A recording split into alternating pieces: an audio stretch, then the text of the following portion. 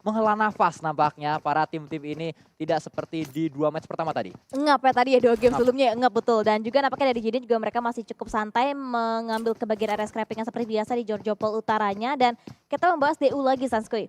Ryzen, itu kan jadi satu-satunya player DU yang tersisa ya gak sih? Sisanya kan baru-baru semua tuh. Ya, Ya kan? DU generasi pertama. DU generasi pertama dan juga kalau misalkan kita membahas dari Crazy sendiri, dulu juga sempet dari Dranix itu bermain dengan Ucup, Bot sama Laser juga. Itu dia, itu yang tadi sempat saya katakan Ucup dan juga Kryzen ini sebenarnya adalah 2 player yang sempat main di Dranix. Bot juga berada di sana, tapi kembali Dewa United walaupun mayoritas pemainnya Dranix, ada pemain-pemain seperti Tuyul. Lalu ada pemain-pemain seperti Kenot juga yang pastinya memberikan perbedaan di dalam tubuh Dewa United. Dan kita terus memantau apa sebenarnya yang bisa dilakukan oleh pemain-pemain Dewa United saat ini. Karena permainan mereka belum kunjung membaik, belum ada gelagat-gelagat bisa bermain dengan tempo seperti tim-tim lain. Tidak seperti Morp, yang mana Morp berhasil untuk mengetaskan PR mereka, berhasil mengerjakan PR-nya dengan cukup baik. Dan PR tersebut ternyata jawaban atas PR Morp selama ini, Coach Nandi. Di saat Coach Nandi mulai dimainkan, Morp mulai menemukan kepercayaan diri mereka.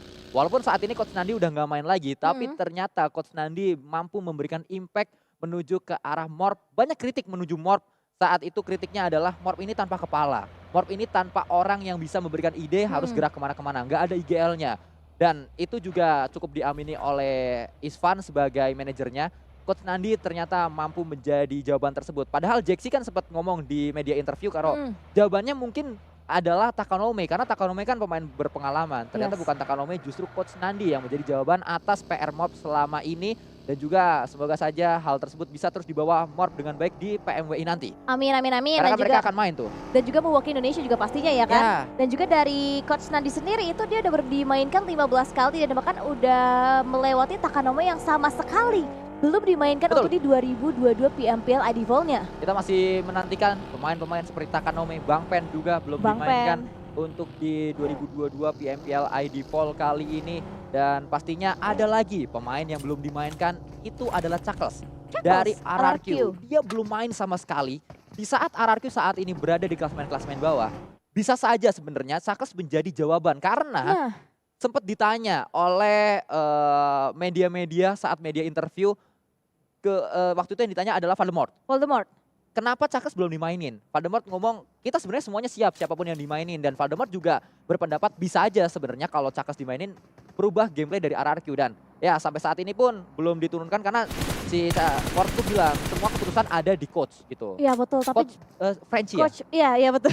Tapi nampaknya lihat keputusan yang tepat juga datang dari tim 21 Mineral, tapi nggak berlangsung lama karena backup dari tim Onyx Lane juga datang mendapatkan red knock juga untuk Onyx dan juga tim 21. Dan ini dia nampaknya 21. Mereka nge-split, Onyx juga nge-split dan bahkan backup yang cukup cepat datang dari tim 21 membackup posisi dari bagian area seorang Mineral di revive juga. Dan bahkan lihat Juansi turun dari satu buah vehicle-nya juga, tapi nampaknya Flekido tidak jadi merevive posisi seorang Mineral. Oh, granat tadi nampaknya mantul, harus hati-hati Flekido. Tembakan dilakukan menuju ke arah lawan-lawannya, meledak di sana tidak memberikan damage menuju ke arah siapapun. Tapi Juansi proning sehingga terbatas pergerakannya, sulit untuk dia bisa bertahan. Juansi juga menjadi korban dari keganasan 21 yang coba untuk mendapatkan pundi-pundi poin. Dan ini adalah sesuatu yang baik apa yang dialami oleh pemain-pemain 21. 21 bersama Onyx ini adalah pertemuan kesekian kalinya di hari ini. Karena Sunhawk tadi mereka juga ketemu. Iya betul, bahkan dari Onyx, dari seorang Cleon dan juga Jarjar langsung tarik mundur aja, mereka disengage fight-nya karena mungkin nggak akan bisa menyelamatkan posisi satu player lagi dari tim Onyx. Bahkan lihat fight juga terjadi bagian area yang berbeda lagi dan ini area udah secure semaksimal mungkin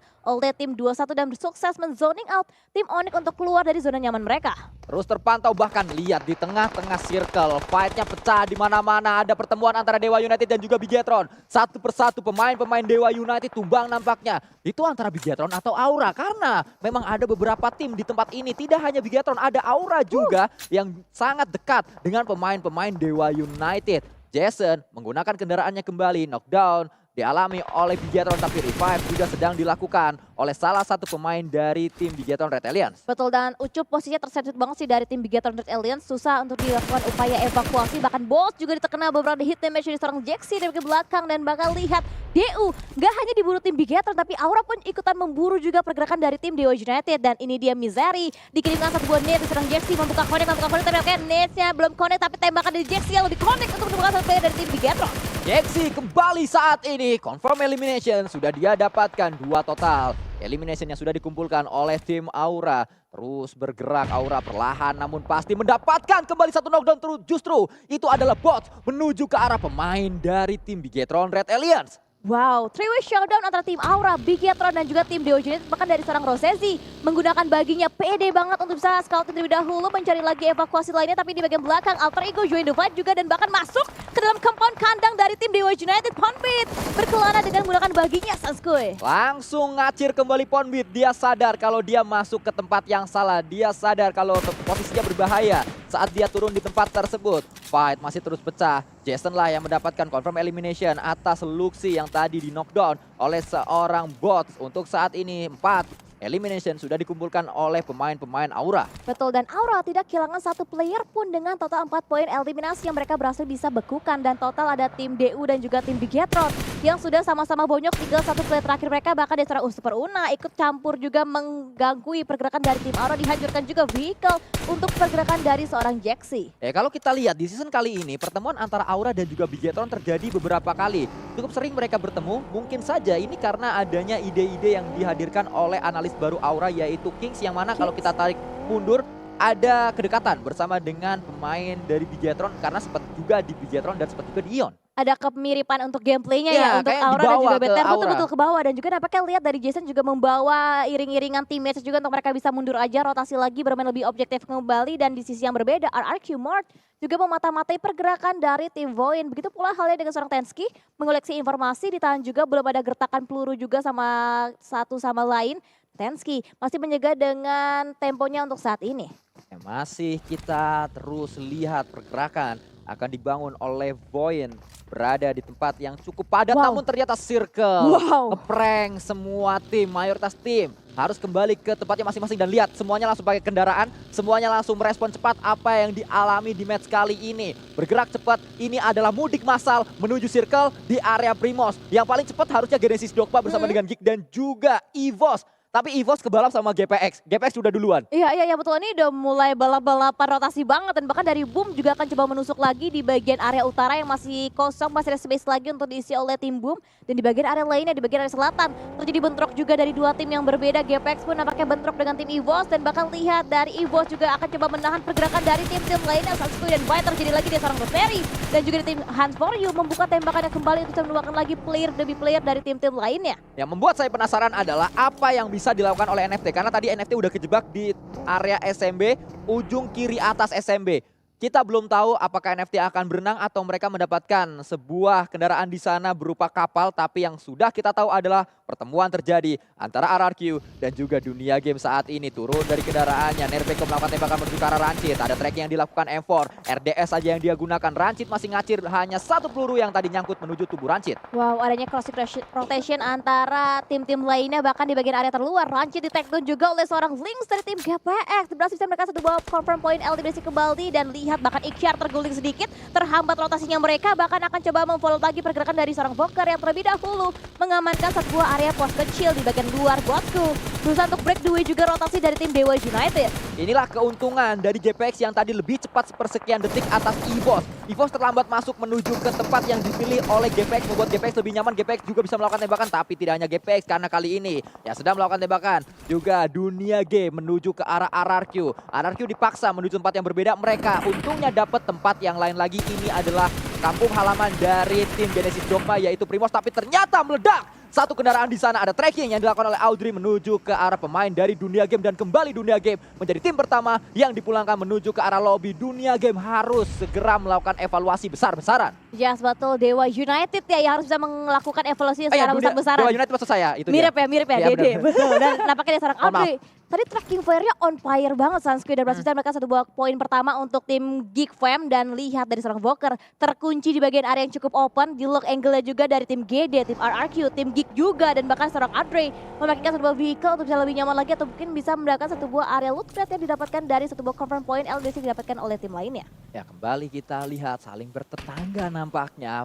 Mayoritas tim di area ini kita belum tahu apa yang dilakukan oleh si Akamsi, anak kampung sini yaitu Genesis Dogma maksud saya. Kenapa jadi kebalik-balik sih? Genesis Dogma di tempat kampung halaman mereka. Genesis Dogma ada di mana? Mereka ada di tengah-tengah dan NFT berhasil nyebrang. Apa yang mereka lakukan? Kita nggak ngelihat, tapi mereka berhasil nyebrang menuju ke Primors. Iya betul, dan Tatsun masuk ke bagian area pelabuhan dari Primors itu sendiri, tapi untuk entry pointnya NFT masuk ke Playzone itu sulit banget. Sunsquid lihat ada EVOS, ada GD, ada tim RRQ juga, bahkan tim DG juga. Dan lihat dari seorang Alan, tim GD langsung mengambil spot yang paling nyaman untuk diikuti juga pergerakannya oleh rekan satu teammate dari tim Genesis Dogma. Ya, capek banget kalau jadi NFT di match Capek kali ini. Mereka sudah berhasil touchdown pun masih harus menghadapi banyak sekali lawan di depan-depannya.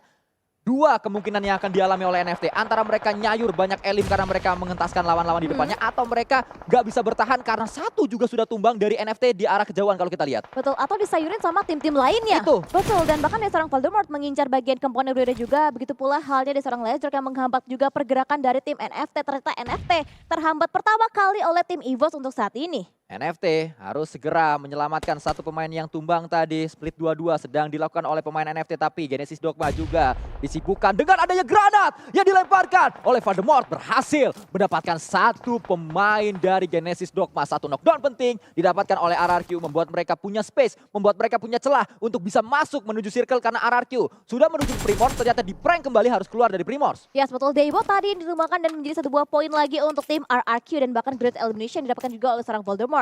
Dan ini dia untuk zona selanjutnya 170 meter, memang jarak kan tidak terlalu jauh, tapi untuk upaya mereka, jeripaya mereka untuk masuk dalam playzone itu sangat amat sulit. Tapi NFT mereka mundur, mereka lewat bagian pesisir lagi, lebih condong lagi ke bagian area perairan untuk mereka bisa berotasi, karena di bagian area Primors ya udah bukanlah area yang bisa mereka lewatin karena EVOS, RRQ, DG sama-sama menjaga ke bagian area selatannya. Ya, bergerak saat ini EVOS Reborn keluar dari compoundnya. Dua pemain terakhir dari EVOS Reborn mencoba untuk bisa masuk menuju ke arah circle lewat sebelah kanan. Nampaknya mereka muter cukup jauh, harus melewati tebing ini. Kalau bisa melewati bukit ini dengan aman, mereka aman. Karena angle-nya ketutup akhirnya sama pemain-pemain yang ada di kota Primors. Tapi kalau kita lihat ternyata combat terjadi di tempat yang berbeda. Ini dia Quarry yang menjadi saksi bisu dari fight antara pemain HFX berhadapan dengan alter ego Limax. Ponbit kembali menjadi pemain yang diharapkan mampu mendapatkan knockdown demi knockdown menuju lawan-lawannya. Tapi Agansi mengcook sebuah granat. Sangat nyaman Agansi untuk melemparkannya menuju ke arah Super Una. Sudah dilemparkan nampaknya dan membuat Super Una tumbang di tempat tersebut. Oh no, tinggal Ponbit bahkan nampaknya di follow up juga dengan lemparannya di seorang Heaven, dan 1v1 terjadi dari Super Una dan Ponbit mendapatkan sebuah angle yang cukup clear, dan itu digocek-gocek Heaven akhirnya ditumbangkan, akhirnya mendapatkan player terakhir dari tim Alter Ego. Alter Ego 2 game berturut-turut belum semaksimal hasil yang mereka peroleh dari game yang pertama, Sunsquid. Si paling konsisten ternyata dipulangkan oleh pemain-pemain HFX. Alter Ego dipulangkan, mereka dipaksa menuju ke Heaven oleh Heaven. Dan kita sudah kembali menuju ke arah pemain dari HFX. Agansi kali ini di arah Archer Tower. Sangat nyaman mereka, tapi fight juga melibatkan antara RRQ dan juga NFT. Boychill mendapatkan satu, mencoba untuk mendapatkan yang kedua. Brownie dilakukan, Boychill dapat dua, dan Boychill menjadi hero. Ini dia yang ditunggu-tunggu. Boychill akhirnya mampu menunjukkan kualitasnya, tapi sangat disayangkan RRQ pulang dengan cukup cepat. Iya, ya sebetulnya, dan bahkan lihat di seorang Zwavel ditetek dan juga di bagian area yang terluar, dan Boychill dia mati juga, bahkan udah mulai low juga pixel HP dari seorang Boychill belum healing. Dan ini dia nampaknya NFT semakin di dalam ujung yang area perempatan sangat amat tidak nyaman. Bahkan tim Onyx Leon dipulangkan juga last man standingnya oleh seorang Flyboy dari tim Dunia Games, dan Onyx puas di posisi yang ke-13. Ya, masih bertahan untuk saat ini. Kita melihat pemain-pemain dari Dunia Game, tapi kita berpindah juga menuju fight yang berbeda. Ini adalah fight melibatkan Aura bersama dengan Boom. Granat 3 tadi yang sudah dilontarkan oleh Aura belum mendapatkan hasil yang cukup maksimal, namun satu sudah knockdown tadi, bahkan menjadi confirm elimination. Itu adalah Yami menuju ke arah Aura. Sudah ada 6 elimination yang dikumpulkan oleh Jaxi dan rekan-rekannya, tapi tembakan demi tembakan juga dilakukan. Tracking Jaxi mampu kembali mendapat satu, ternyata bukan Jaxi, itu adalah Jason. Ya, betul, ada backup juga datang dari tim Aura. Jason memfollow up tembakan yang sedari awal dibuka juga oleh seorang Jaxi, dan bahkan Boom terhimpit bagian center, nggak banyak ruang gerak lagi, hanya bergunakan smoke lagi untuk bisa mengkamuflase dan berjuang untuk survive dengan sampai ke late game-nya, karena 2 player lagi tersisa dari tim Boom yang masih bisa alive untuk saat ini. Mercy masih bertahan di sana. PR masih dimiliki oleh pemain-pemain Aura karena 150 meter setidaknya mereka harus bergerak. Ini adalah 150 meter yang menantang karena 150 meter tersebut cukup terbuka dan banyak tim-tim yang mengintai dari arah rotasi pemain-pemain Aura. Boom mengitari atau mengikuti di area belakang. Kita berpindah juga menuju point of view dari Tom yang saat ini sedang melakukan tracking menuju ke Aura. Lagi-lagi Aura diincar oleh banyak tim. Yes, yes, betul. Dan saat ini nampaknya dari tim Geek juga mereka punya PR yang banyak juga. Mereka harus bisa masuk juga dalam play zone mereka. Sementara di bagian depan ada tim EVOS, ada tim Boom juga. Dan lihat pergerakan dari seorang Audrey. Lin pick ke bagian kanan dengan kali tiganya bahkan counter diberikan juga oleh seorang Jixi dengan karya headshot didapatkan ke seorang Audrey. Sangat-sangat berkelas apa yang ditunjukkan oleh Jaxi. Sempat skip satu season tapi kembali di season fall kali ini dan dia langsung menunjukkan kualitas permainan yang tidak menurun sama sekali. Bahkan No Mercy juga saat ini kembali mendapatkan elimination menuju lawannya 8. Elimination total dikumpulkan untuk sementara waktu oleh pemain-pemain Aura, mengamuk mereka, melakukan tembakan kembali dan mudah saja untuk pemain sekelas Jason mendapatkan pemain yang sedang melaju dengan bagi. Tapi Rosezi juga berada di area atas. Geek Fam dibuat kocar-kacir mereka, dibuat bingung mereka, dibuat overthinking mereka oleh pemain-pemain Aura. Yes, betul, Aura is on fire. Bahkan yang seorang Rosezi, No Mercy sebenarnya nembakin ke bagian depan. Dan dimana di Geek Firm ID dikocar-kacirkan posisinya oleh tim Aura. Dan bahkan tinggal 2 menit lagi di tracking juga fire mereka. Hitmark mereka didapatkan, bahkan next lontarkan di bagian atap dan meletup. Dan dari seorang Audrey ternyata melubangkan posisi seorang Rosezi. Masih ada perlawanan. Perlawanan tersebut bernama Audrey. Tapi apakah Audrey mampu untuk bisa melakukan clutch menuju ke arah pemain-pemain Aura yang lain? Karena No Mercy datang. Blue Zone ikut campur di sana. Selesai sudah 14 elimination. Sementara waktu dikumpulkan oleh pemain-pemain Aura, tapi EVOS mengganggu. EVOS menjadi third party di sini. EVOS menjadi pemain yang juga dipulangkan oleh FJ. Ternyata masih ada Void di sana. Yes, betul. Ini udah mulai banyak kebat yang terjadi dan bahkan udah mulai banyak campur tangan dari tim-tim lainnya. Dan Flyboy di bagian area terluar akan coba mendapatkan area spot yang lebih enak lagi. Tapi diamati juga pergerakannya oleh tim-tim lain. Dan No Mercy akan coba merevive usaha mereka untuk membangkitkan kembali posisi seorang Jason. Tapi kalau kita lihat ya, diam-diam GPX sudah mendapatkan 5 elim dan mereka masih lengkap 4 pemain. Dan lagi-lagi GPX menjadi yang terdepan untuk sementara waktu mampu mengamankan area circle. Bisa aja ini back to back untuk GPX. Iya betul, menarik. Dan bahkan nampaknya dari GPX juga udah diincar kembali oleh tim-tim lainnya. Tracking fire dari seorang Temski belum bisa mendapatkan predict shot juga ke tim Aura. Dan ini dia Temski berjuang di bagian area terdepan mereka dari barikade terdepan dari tim Void. Dan untuk saat ini HFX juga puas di posisi yang 8 dan Nits dihindari dengan sukses oleh tim HFX. Cepat sekali pergerakan yang dibangun, keputusan yang diambil oleh pemain-pemain Void. Mereka langsung bergerak menuju tempat yang berbeda, namun area yang diambil oleh Void itu bukanlah area circle sehingga mereka tetap saja punya PR untuk menuju ke arah circle-nya. Bosku saat ini sedang menggunakan sebuah mini berganti dengan M4 kembali kali 3 yang dimiliki oleh Bosku, mencoba mencari di manakah Flyboy berada. Flyboy menjadi pemain yang diharapkan mampu bertahan tapi sulit pastinya untuk seorang Flyboy dan ternyata kita lihat kali ini Rosemary lah yang memulangkan, yang menghentikan perjalanan panjang dari Aura dengan elim yang sangat banyak. Wow, Aura sudah memimpin dengan total 14 poin eliminasi, dihentikan juga langkahnya. Begitu pula halnya dengan langkah kaki dari seorang Flyboy ini yang dihentikan juga oleh tim GPX. Tapi Nes datang 3-2-1 Banyu dan juga Link, tapi counter juga begitu menyakitkan dari tim Boy. Mendapatkan satu buah knockdown tapi dapatnya Cans 9 MZ. Ditumbangkan juga dengan net yang cukup mendalam dari tim 2 tabrak, lolos dan bahkan tadi tim Boy. Letski masih bisa berkutat lagi, bisa untuk bermanuver lagi ke bagian area berselatan ya Sanskuy. Ini match yang sangat-sangat panas karena banyak fight yang terjadi, tapi lagi-lagi yang paling enak untuk sementara waktu adalah GPX. Mereka lengkap dengan 4 pemain tapi fight melibatkan kembali Banyu. Melakukan tembakan demi tembakan dengan sebuah UMP. Bergeser menuju ke arah Tenski. Tenski melihat di mana Banyu berada dan Banyu pulang bersama dengan pemain-pemain 21 yang lain. Wow, ini udah bener-bener fight yang intensitasnya tuh meninggi banget untuk di zona-zona akhir. Dan dari Zuxi, sang kepala suku, play terakhir dari tim Bigetron masih bisa survive, masih bertahan juga dan bahkan akan coba mengamankan ke bagian area Bieber Circle. Tapi di bagian depan dari seorang Zuxi udah kosong banget, gak banyak lagi area obstacle. Dan itu dia nets dari seorang Boom dan juga Molotov belum mampu memulangkan posisi seorang Rosemary. Kita melihat Rosemary kali ini mengcook sebuah granat menuju ke arah Booms. Arahnya tepat, tapi ternyata belum berhasil mendapatkan satu pemain yaitu Booms. Smoke mulai di pop up karena granat dari Rosemary mulai terkikis kali ini. Sisa 3 yang terakhir granat yang ada di tas dari Rosemary. Iya, betul. Dan dari Lynx juga nampaknya udah mulai mengambil inisiasi lagi, lebih maju lagi, mengcover ke bagian area sebelah kanan. Tapi di bagian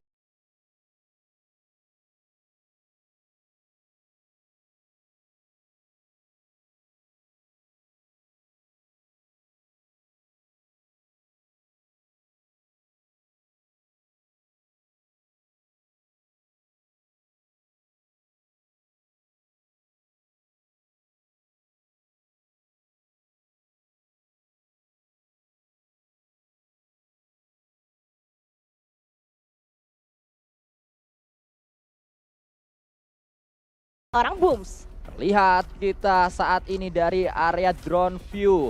Tersisa 2 tim yang masih cukup prima. Itu adalah Void dan juga GPX. Walaupun Bigetron nyempil satu pemainnya.